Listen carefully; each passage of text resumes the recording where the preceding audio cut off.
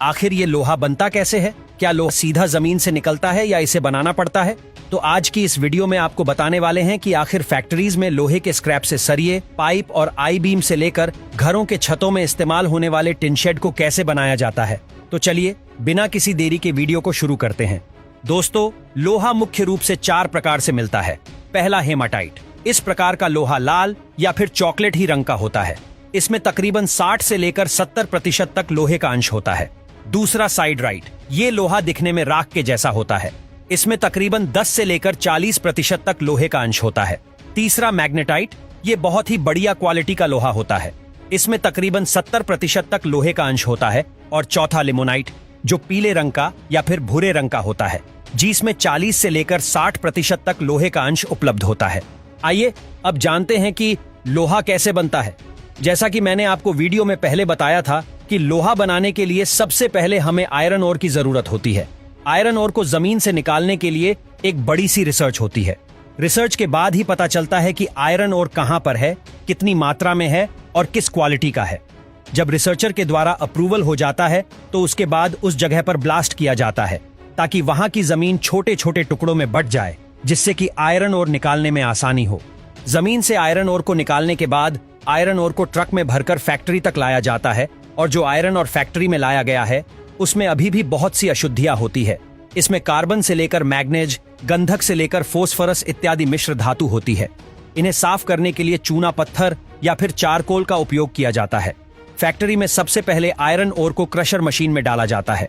वहां पर iron ore को तोड़कर और भी छोटे छोटे टुकड़ों में बदल लिया जाता है। इसके बाद एक मैग्नेटिक मशीन में डालकर लोहे को मिट्टी से अलग कर लिया जाता है। लोहे के शुद्ध होने के बाद लोहे को एक घुमावदार मशीन में डाला जाता है। बार बार रोटेट होने की वजह से लोहे की छोटी छोटी बोल्स बन जाती है, जिसे हम कच्चा लोहा कहते हैं। कच्चे लोहे में अधिक मात्रा में कार्बन के अंश उपलब्ध होते हैं। लोहा कच्चा होने के कारण इसको वेल्डिंग करना अभी संभव नहीं होता। इसलिए लोहे को 1000 डिग्री तक गर्म किया जाता है, जिसमें लोहे के स्क्रैप में पुराने लोहे के सामान और लोहे के कई तरह के टुकड़े शामिल होते हैं। कुछ देर यूं ही फर्नेस में रहने के बाद अब यह स्क्रैप पूरी तरह से लिक्विड में बदल जाता है। फिर इस पूरे कंटेनर को एक क्रेन की मदद से बाहर निकाल लिया जाता है। उसके बाद मेल्टेड लिक्विड को एक छोटे कंटेनर में ले जाया जाता है। यहां से इस लिक्विड को इन मोड्स में डाला जाता है। इस तरह से थोड़ा थोड़ा करके इस लिक्विड को इन सभी मोड्स में डाल दिया जाता है। थोड़ी देर ठंडा होने के बाद से इन मोड्स से रेड हॉट बीम्स को बाहर निकाल लिया जाता है। फिर इन बीम्स को ठंडा होने के बाद एक जगह पर कलेक्ट कर लिया जाता है।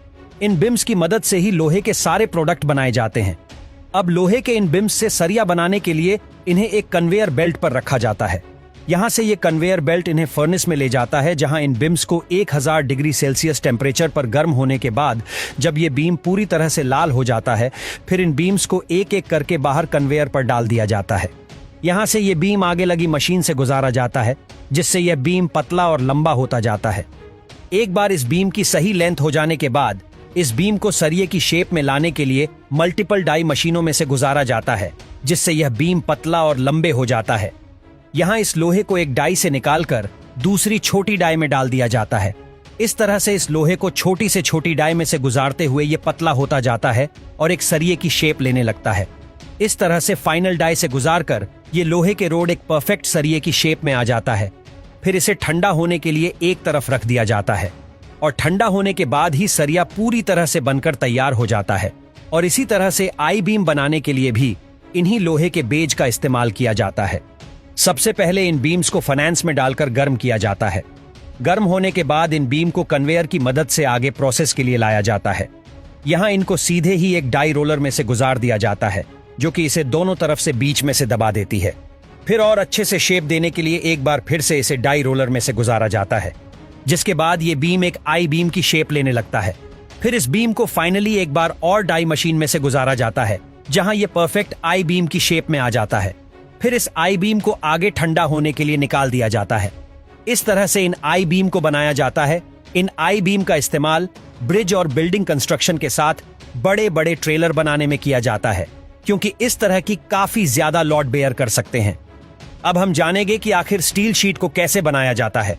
जिन स्टील शीट की मदद से घरों पर लगने वाले टिन शेड से लेकर किचन के बर्तन तक बनाए जाते हैं। स्टील शीट बनाने के लिए सबसे पहले लोहे के स्क्रैप को फर्नेस में डालकर उसे मेल्ट किया जाता है। फिर इस मेल्टेड स्टील की मदद से इस तरह की स्टील की बड़ी ढी प्लेट्स को बनाया जाता है। फिर इन प्लेट्स को वापस से फर्मेंस में डालकर गर्म होने के लिए छोड़ी डेच दिया जाता है। 1000 डिग्री सेल्सियस टेम्परेचर तक गर्म होने के बाद स्टील की प्लेट को कन्वेयर बेल्ट पर ले जाया जाता है। यह कन्वेयर बेल्ट इन प्लेट्स को डाई रोलर तक पहुंचा देता है। यहां इस मेटल प्लेट को 2 रोलर के बीच से प्रेस करते हुए गुजारा जाता है, जिससे यह प्लेट लंबी और पतली होती जाती है। इस तरह से इस प्लेट को कम वेयर की मदद से बार बार इस रोलिंग डाई मशीन के नीचे से गुजारा जाता है, जिससे इस प्लेट की थिकनेस काफी कम होती जाती है और इसकी लंबाई बढ़ती जाती है। जब इसकी लंबाई काफी ज्यादा बढ़ जाती है तो फिर इस स्टील को कॉल में लपेटकर रोल करते हुए इस प्रेस इन रोलर में से तब तक गुजारा जाता है जब तक ये शीट अपनी आइडल थिकनेस तक नहीं पहुंचाती। जब ये शीट पूरी तरह से अपने आइडल फिटनेस तक पहुंच जाती है तो फिर इसे शीट को आगे की तरफ एक कोयल बना दिया जाता है और फिर इसे ठंडा होने के लिए छोड़ेच दिया जाता है। ठंडा होने के बाद स्टील कॉयल को एक मशीन में सेट करके इसकी शीट की पॉलिशिंग की जाती है, जिसके बाद ये स्टील की चमकदार शीट पूरी तरह से बनकर तैयार हो जाती है।